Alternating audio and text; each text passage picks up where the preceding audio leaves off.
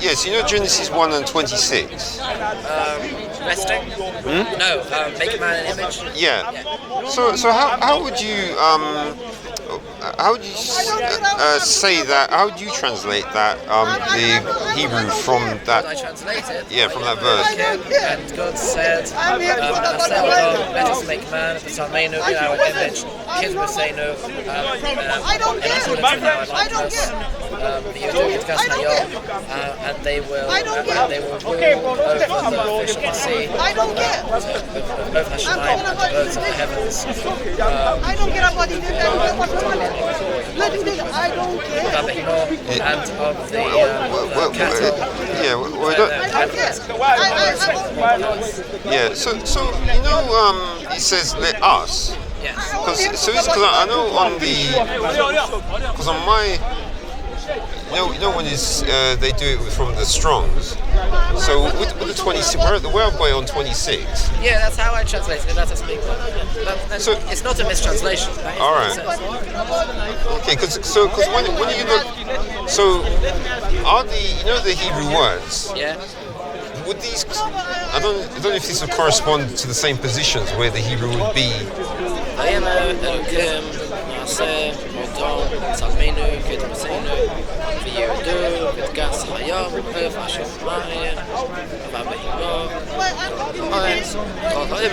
Yeah, that's fine. Yeah, all right. So how come it is? You know, it says "let us make." Yeah. So what is the? How does the Hebrew change to know that it's yeah? So if it had been singular, it would say e'aseh, but it's plural, so it says na'aseh. I'll see. All right. So let me make would be e'aseh. Let us make is na'aseh. Right. If it had been in my image, it would be b'tsalmi. But since it's in our image, it's b'tsalmenu. All right. Okay. Right. Okay. Actually, b'tsalmenu is actually not in our image. It's actually in our images. Right. And then there's our likeness. So if it was with my likeness, it would be Kid will see. Maybe actually Kid will T, because it might change slightly. But in the plural, it's Kid will say no. Right. So you there you go. That's the grammar for you. Right. So what? Nice bit of grammar. Yeah. So what is the explanation from your rabbis for the who is the us? Right. So we have two main explanations. Yeah. The number one is the simplest explanation, which is that it's the royal we, plural of majesty. Yeah. And the more exegetical interpretation is that God is teaching us humility, that a leader should consult with those below him, and that God was consulting with his court of angels. Right. But when he says let us, wouldn't that seem to imply that?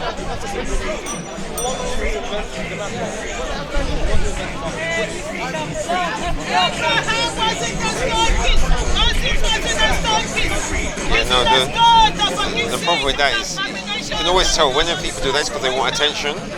So maybe their parents didn't, cuddle them enough. Ah, well. Yeah. What can you do? Yeah, I know. Want to give them a cuddle? No. So because he says, yeah, because that's the reason I find it strange, because in 26 it says that about let us. Yeah. So the reason I was asking is because then when you go to 27, it then says, so God created man in his own image. Yeah. So because it was only God that actually did it. God consulted with his court, and then all God spoke in the royal be, right, the majestic. But then, see, God's one, and so he just did it himself. Right.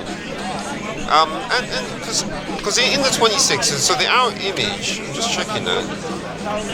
So when he says our image, the Hebrew there is a plural one. Yes. Yeah, and so if you pronounce that one again? With Salomeno. Alright. I wonder if I got the right Hebrew then. Because then when he says in his own image... That's Salmo. Oh, so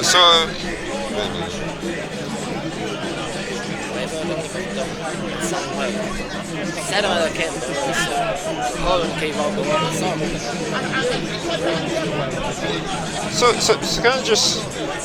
So is this So this is the one for? Yeah, tselem. Yeah, that's the root of the word, but it's not the form that is used here.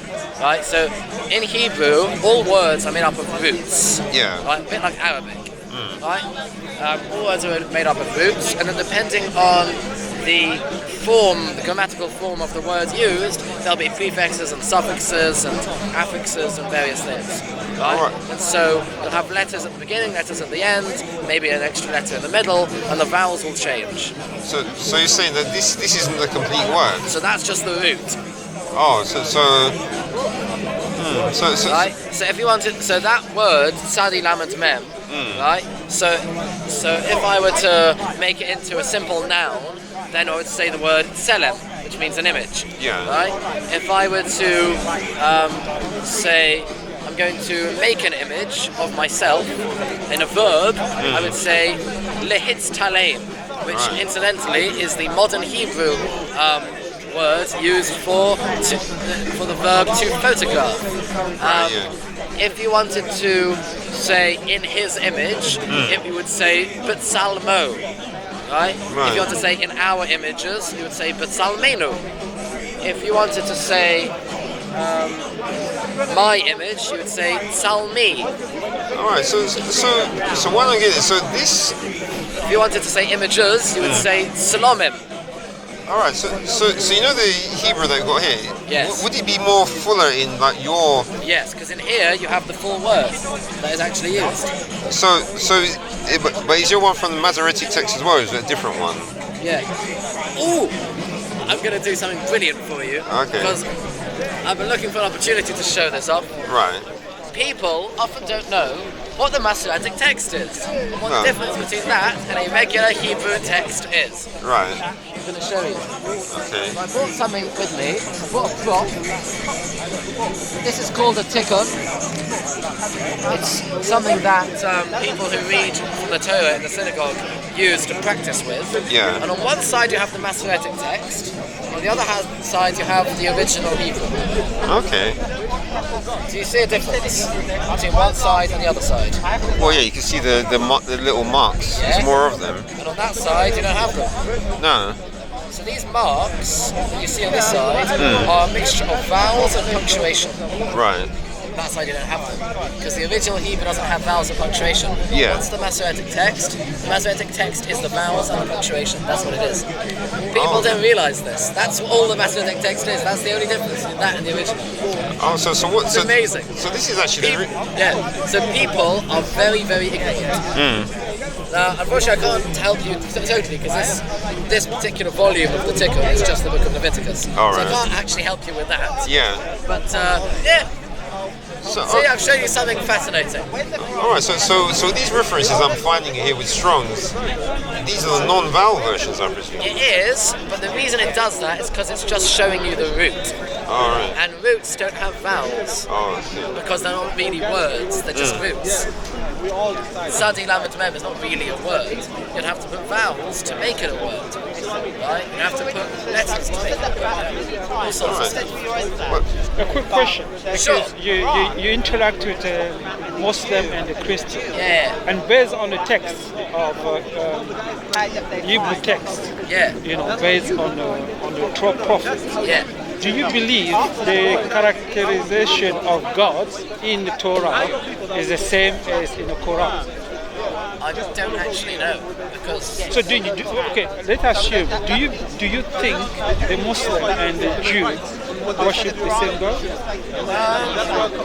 depends on the type of Muslim. No.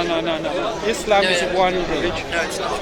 No, it's all the Muslims, they believe in a God called Allah, They have and the then same name. Muhammad is the prophet, because there is a clear verse that says that. That's true, but different sects of Islam have different concepts of what it means that there's one God. They have different understandings of Tawheed.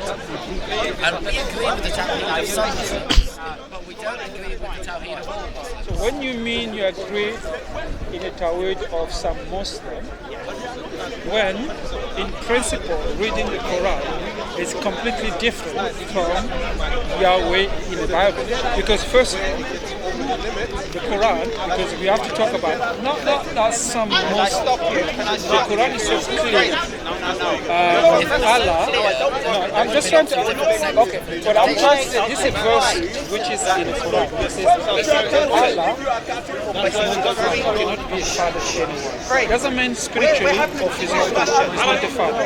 But in the Deuteronomy, for example, 14:1, or even in Isaiah 64, whatever, it talks about God is our father. God says, I'm your father. And this is clear. But when you go to the Quran, you refuse. He's not a father to anyone. So, exactly. Have you ever made this point when you interact with them? Or you just want to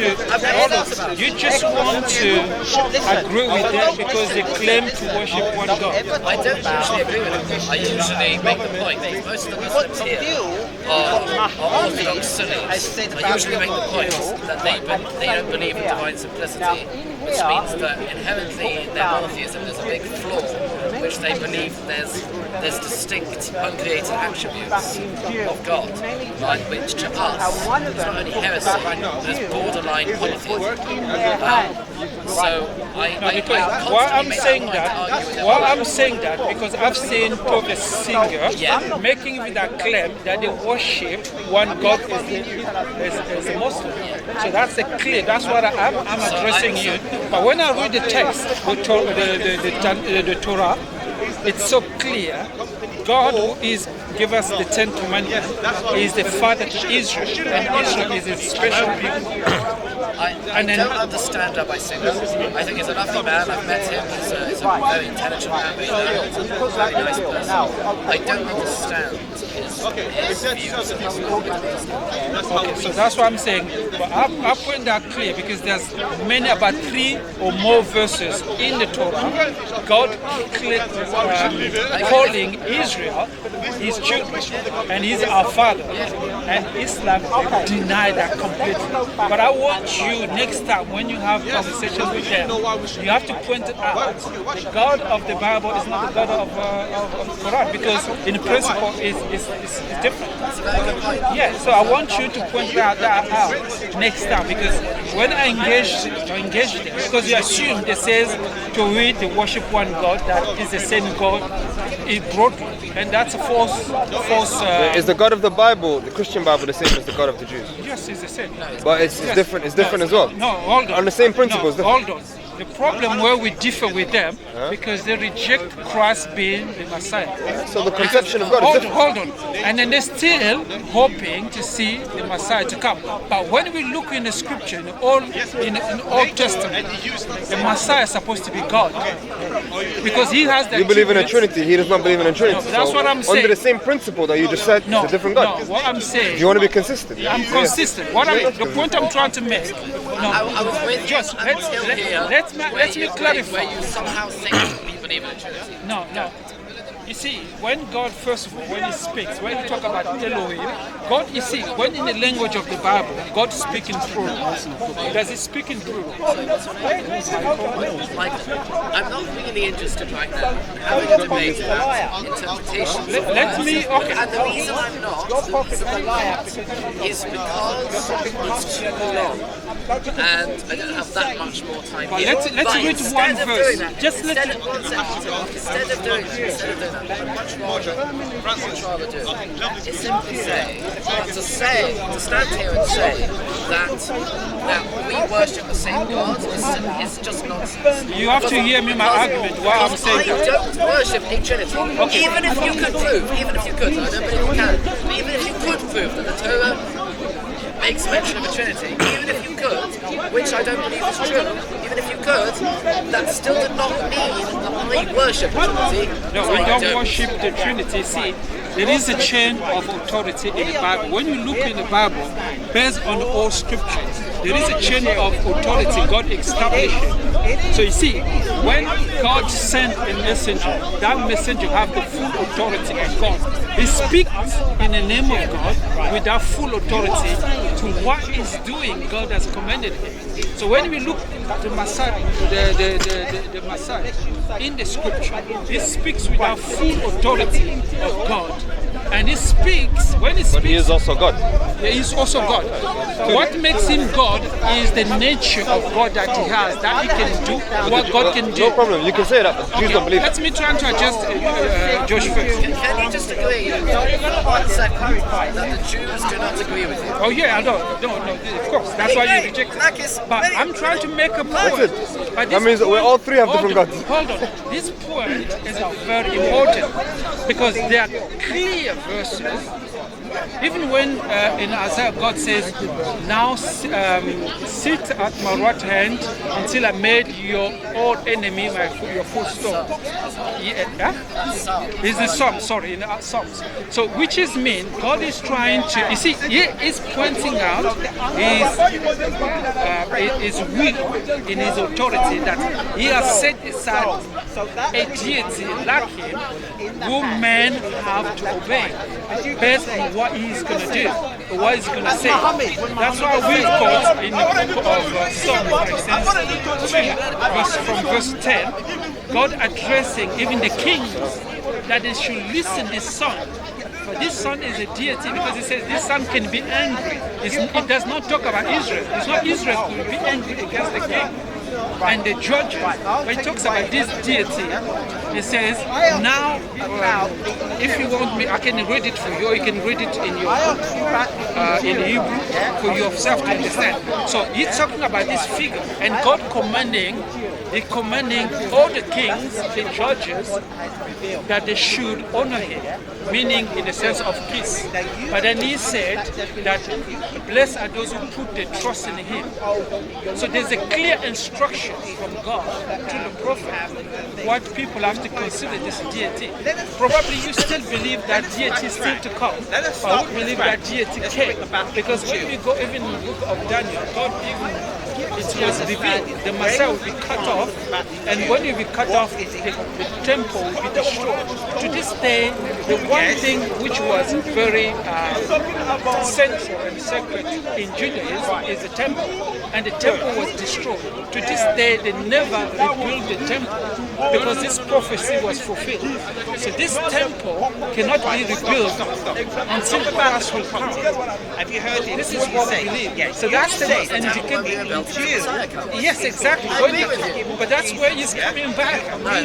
That's where you will come and stop his ruling. Because the ruling of God has to come on earth as it is in heaven. That's the purpose of Christ. The reason why Christ has to die for the sins of the world, I'm just trying to explain to you, is because the first man failed the assignment. But Christ became a man, he took on flesh, willingly, by incarnation, and became like us and overcame what men could not overcome. But then died. When he died, he rose to life. His resurrection is the sense, it's a passing from mortality to immortality, because he came to destroy mortality, that he can restore to us immortality. And that's what caused death and destruction to humanity, was mortality that came to Adam.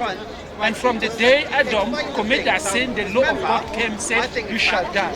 Every human being is born and dies. So God needed to address first of all mortality. And that's the reason of Christ being a man as every human being, not committing sin, dying as every man dies, but rose to life in the flesh still. And when he's coming, he has given the humanity opportunity now to believe in him. That's why God says, blessed are those who put their trust in him, in Psalm 2, verse 10 to verse 11. If you read that, everything makes sense. And in history of Israel, there never been a prophet who came claiming to be the son of God than Christ. Christ came here, he was saying, my Father, I know him, I've seen his form. He's the only prophet who claimed that. No prophet ever claimed that. And he was actually aligning himself with the Old Testament. And he was saying this verse, this prophecy is fulfilled of your hearing. So he was fulfilling that. The purpose of Christ died, it was to restore immortality to human beings. But when he comes, assignment has been given to all of us. Assignment has been given to all of us. God has fulfilled His will to redeem mankind. Now it's up to you, us to believe in the Messiah, to God, through Messiah. We believe in God as Abraham, Isaac, and Jacob. But we believe in Him through Messiah, whom God has revealed. And God in the Old Testament, they say Israel will be the light to the Gentiles. Look around the world today, those who are professing the God of Abraham, Isaac, and Jacob, the Christians, they are all of them. They are flocking to Israel. They're going to worship God of Abraham, Isaac, and Jacob. Now the God of Abraham, Isaac, and Jacob is known all the world. And this is what we believe. We don't believe in a man for just the purpose to come and die for no reason.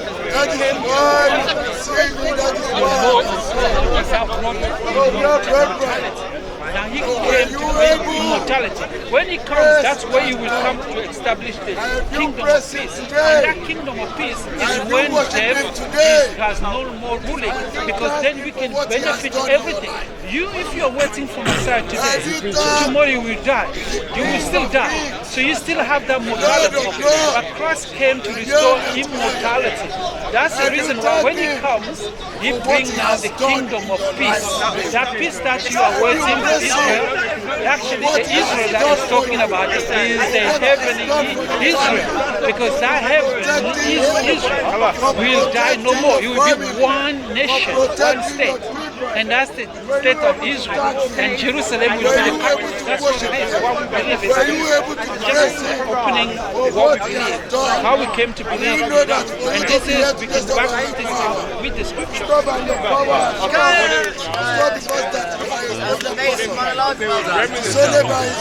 You can contradict me.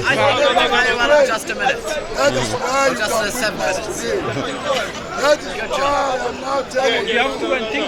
This is true. Because if you go well, you know he's speaking plurality anyway. I can give you a verse in Proverbs. Please.